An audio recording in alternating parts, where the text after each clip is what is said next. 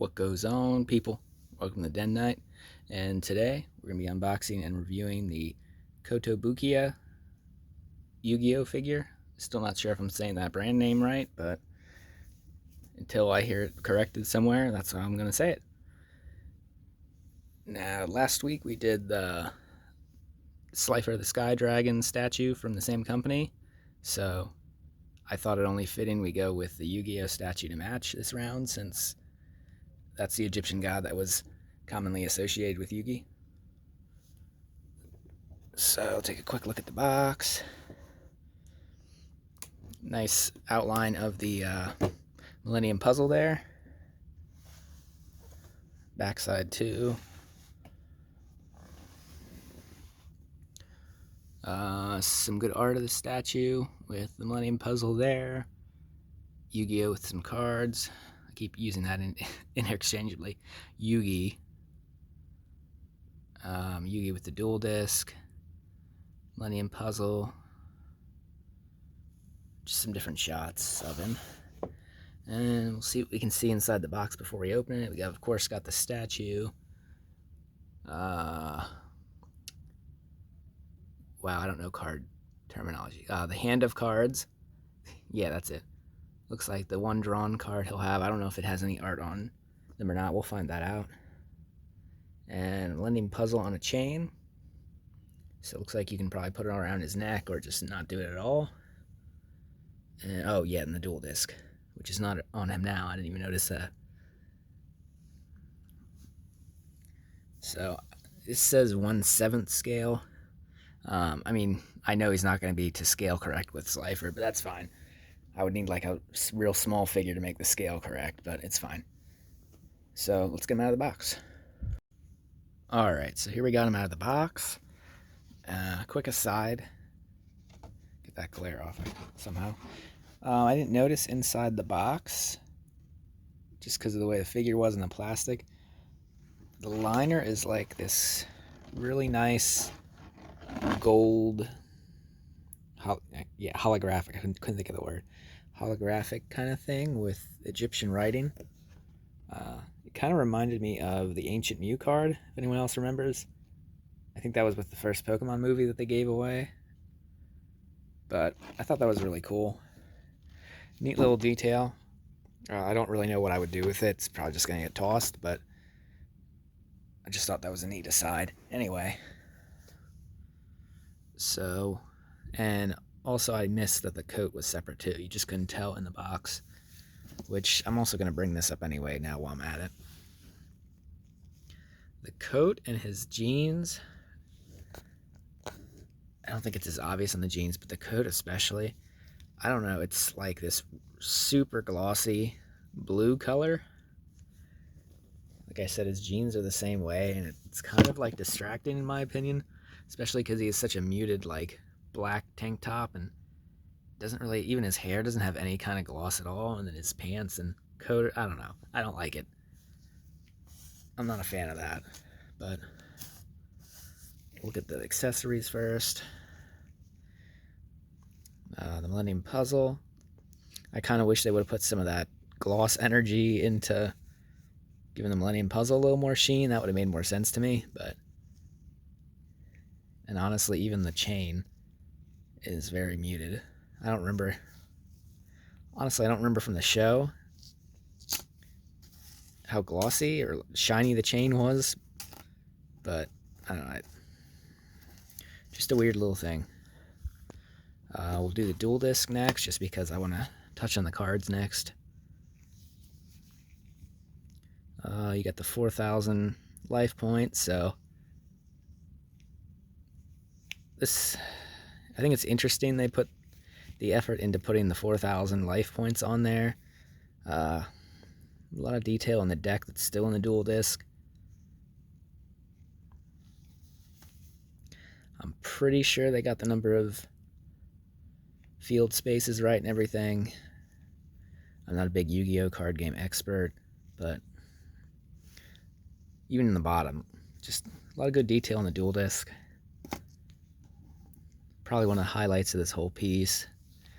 And we'll get to the elephant in the room, because I did mention this before I took it out. So you got the card look on the back of his hand, but then flip it and that's what you got. Now, I understand this is painted. That would have been murder to paint something that detailed, especially on a figure that's sub $100. It's not a big deal. Just kind of a disappointment. If they would have done decals, I don't know. And it would have been cool if even the one he was about to use was something like iconic. You know, like Dark Magician, or I guess in my case, Slifer, because of what he's being posed with, but beggars can't be choosers. And you probably, I mean, displaying him, you wouldn't see the faces of the cards anyway, especially not his hand. But I think it would have been cool if the one he's currently drawing, at least, if they had like a selection of iconic ones you could put and flip it face out. It's whatever, just a little gripe. Not a biggie. Just flash back to his coat quick. Like I said, this really ugly glossy blue. And then the inside is gray. Decent shading. Overall, not bad at all. I really like this company's attention to detail on most things. Cracked earth base. Decent detail in the shoes. That really ugly blue on his pants. Too many belts, which is pretty common in anime characters. And then his wrist cuffs. I don't know what you call them. And his choker necklace. I never really got that either. It's kind of weird to me. Basic black tank top. And my man Yugi looking pretty pale. But, I mean, he looks just like him in the anime. Can't complain about that. Spot on. I thought this did have two different faces to go between, like, the Pharaoh serious face and Yugi face, but even look at the instructions, it doesn't say it does, so I think I just made that up in my head. Or I was thinking of a different piece I didn't buy. But they even got his different shaded hair correct.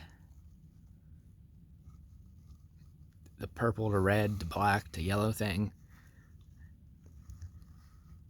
which I think is pretty iconic in all of the Yu-Gi-Oh material. The main character has always got crazy hair.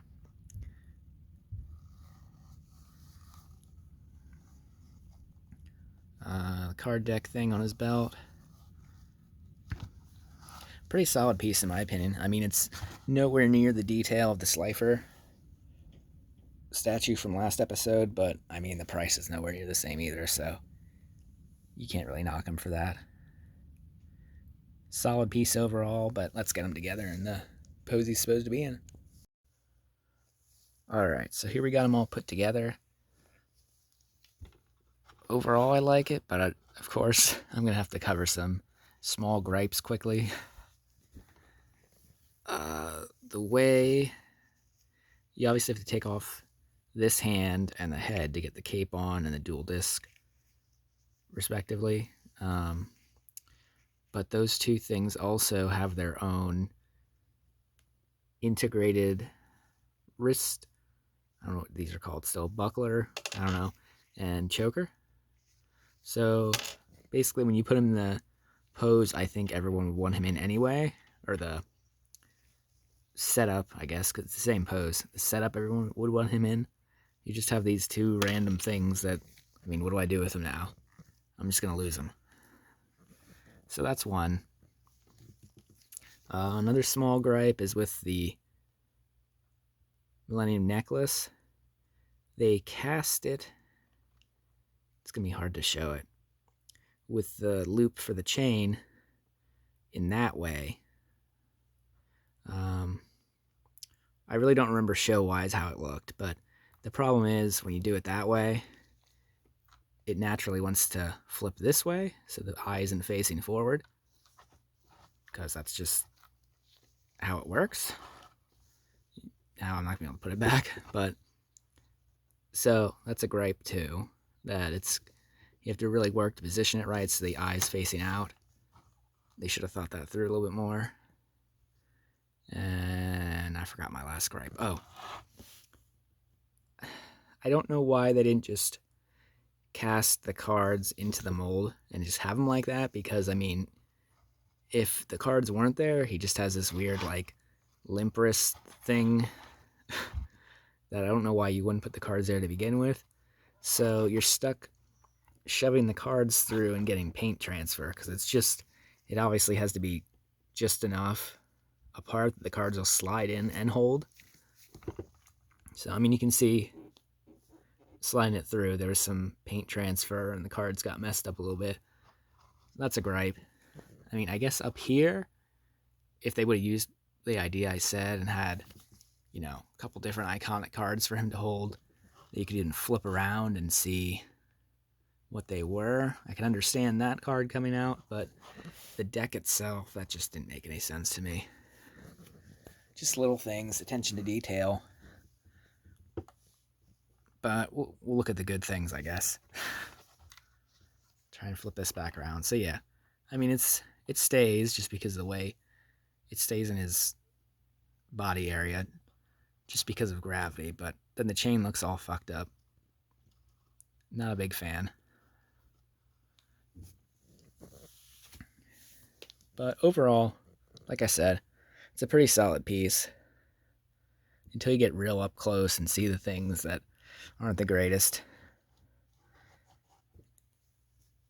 And I will admit, I'm still not a fan of the glossy pants, but with the coat and it flying back, I think it gives it a certain kind of look. I can live with that. I like that. The pants thing's just too much for me. But we'll do a quick once around. And I actually didn't notice that there was that buckle on the end of the coat. I guess that would be the sleeve. I'm an idiot. Yeah, it's the buckle on the ends of the sleeves, because there's one over there too. Don't mind me.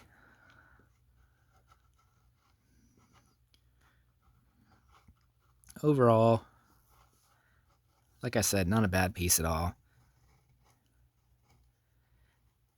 And more often than not, with these kind of things, once they're out a while and the market gets flooded, the prices drop. They aren't hurtful in price, especially not compared to the Egyptian god equivalents, but overall, pretty solid piece. I'm happy with it. It'll go with Slifer very good. And of course, I got the other two to go with the other two Egyptian gods, so you have to wait until those show up. With that said, let's get them in the showcase. Alright, so here we got them in the showcase. And I posed them, of course, with Slifer. I kind of wish the base for Slifer was a little wider just to set him on there better. I might even experiment and see if I can get rid of the base for Yugi, but overall, I know the scale is technically wrong, but I kind of like it this way, actually. Not a bad pose, and overall, I think they complement each other very well. And I definitely can't wait to get the other two and get them all posed together too. So, with that said, thanks for watching. Like, comment, subscribe, do all those YouTube things. Share this with someone who might like it, and until next time, keep collecting. Bye.